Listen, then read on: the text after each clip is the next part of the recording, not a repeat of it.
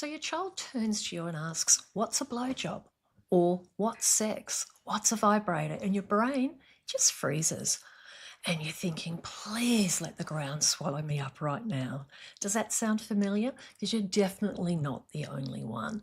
This is the moment that makes most parents feel caught off guard or like they've failed some kind of invisible parenting test. But here's the truth. You don't have to have a perfect answer. You just need a calm way to respond in the moment and a plan for what to do next. So, in this episode, I'm going to walk you through exactly how to handle those out of the blue, awkward, or curly questions about sex, bodies, or puberty without panicking, oversharing, or shutting the conversation down. Because I've helped thousands of parents with this moment, and I promise it's not about having the right words, it's about showing your child that they're safe to ask. And please stick around to the end because I've got a 1 minute challenge that'll help you feel instantly more prepared for the next time they ask something unexpected.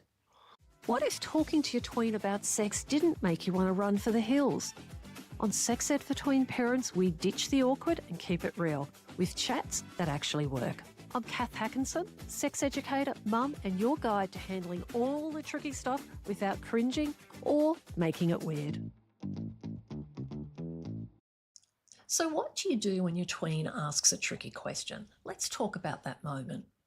Your child looks at you and says, "Mum's water," and you're thinking, "Nope, abort mission," but it's okay. Here's how to stay calm and respond in a way that builds trust, not tension. So, why are kids asking questions about sex ed things? It's because they're curious. They might have saw something, they might have heard a word, felt something in their body, but most importantly, they've asked you, and that's a win, even if it doesn't feel like it at the time. And how you respond matters. It matters more than what you say. If you freeze or brush off their questions, they're learning this is awkward or mum doesn't want to talk about it. Next time I'll Google it. But when you do answer, even if it's imperfect, you're building trust. And what you're doing is you're actually showing them that it's safe to be curious, that you're open, and that you won't shame them for being curious about things. Now, the simple formula for answering any tricky question, I've got a go-to script for you to turn to. And it's turning around and saying something like, "That is a great question. I'm really glad you asked." Then you take a breath, and I've got a 3-part strategy for how to answer. So you give a short, clear fact. You wrap it in your values. So I give you the facts and you bring the morals or the values. And then you set up a boundary or a limit to guide the next step. So I'll give you an example, and we've talked about this in an earlier episode. I can't remember which, sorry, but message me and I'll tell you which one it is.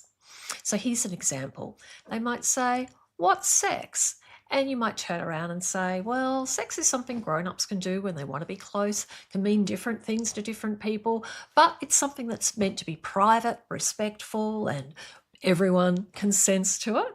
And that's it. That's an answer. If they want to know a little bit more, you can get into the mechanics of what it is, but that's providing them with a factual answer. And you don't need to say everything. It's just about giving them enough information that's appropriate for their age and level of curiosity.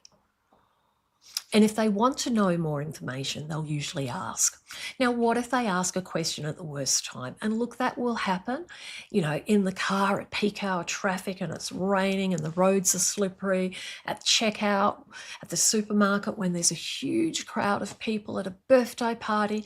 And that's when you turn around and go, "That is a great question, but let's talk about it when we get home." Or, you know, that is a really interesting question, but at the moment I'm busy driving and I need to concentrate on the road, but we can talk about it tonight.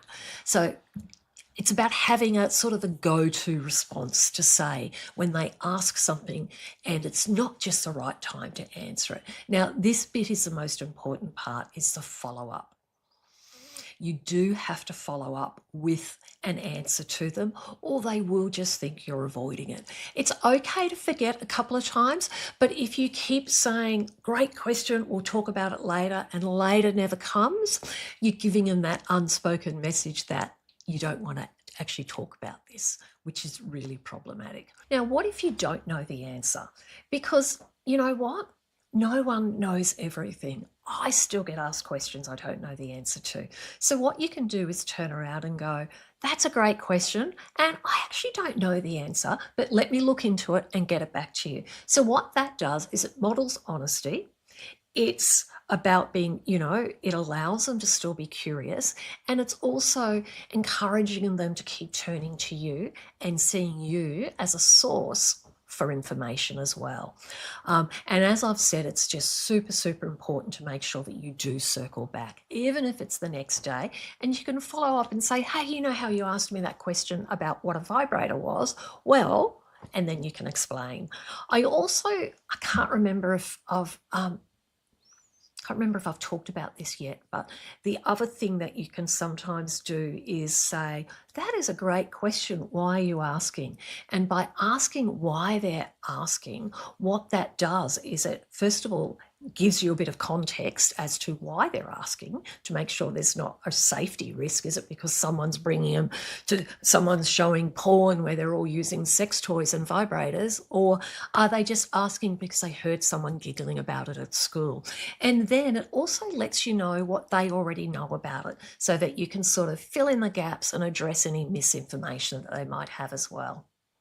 Now, what if your child never asks questions? And you know what? That's okay. Some kids just don't ask questions.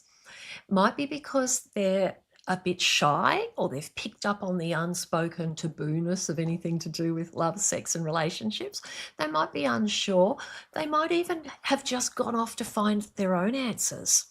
Um, or sometimes it can be that they just don't know what questions to ask. So what you can do is open the door with a comment like, hey, I know we haven't talked much about puberty yet, but you know that you can ask me anything about it. If you've got any questions about it, please do ask. It's okay to ask me. So you can say something like that, or you could turn around and say something like, did you know your cousin's having a baby? Want me to explain how that works? So you could start a conversation yourself. It is a bit trickier when kids aren't asking lots of questions, because then the pressure's on you as a parent to have to remember to start. The kids that are asking lots and lots of questions all the time almost do their own sex ed, because you're just responding to stuff that they are responding with answers. But it is a bit trickier with the kids that just don't ask questions. The other thing to remember also is, even if they don't say much, or they're not asking much in the way of questions, they're still listening, and they're still learning how you react, and they're still getting that message that you're okay to talk about this. So signs that you're doing a great job can be like your child feels safe asking, you don't panic, or at least you're faking it if you are panicking. You can create a space where curiosity is welcome. So it's about letting them know that they can come to you with their questions. And remember, you don't need perfect answers. You just need to keep the door open. So what we've done is we've talked about different strategies to handle awkward and unexpected questions. But what if you still freeze up? What if you still don't know how to start those conversations? So I've got a resource for you. It's called 5 Cringe-Free Strategies to Naturally Start Sex Ed Conversations. It's a guide that will help ease you into tricky conversations, even when your child surprises you.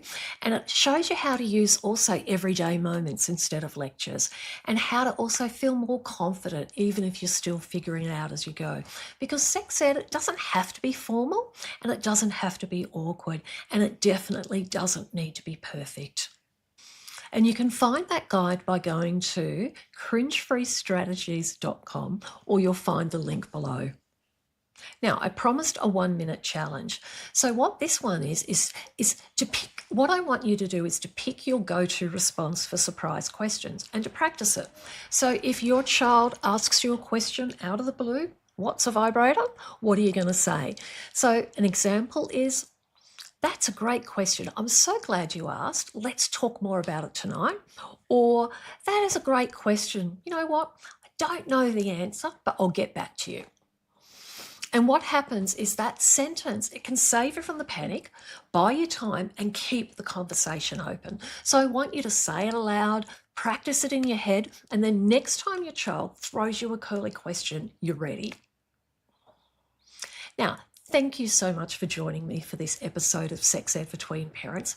If you found it helpful, or you're feeling just a little less panicked, I'd love it if you left a quick review. Helps other parents like you find this podcast and feel supported too. And please don't forget the free guide is at cringe-free strategies.com. And happy answering questions.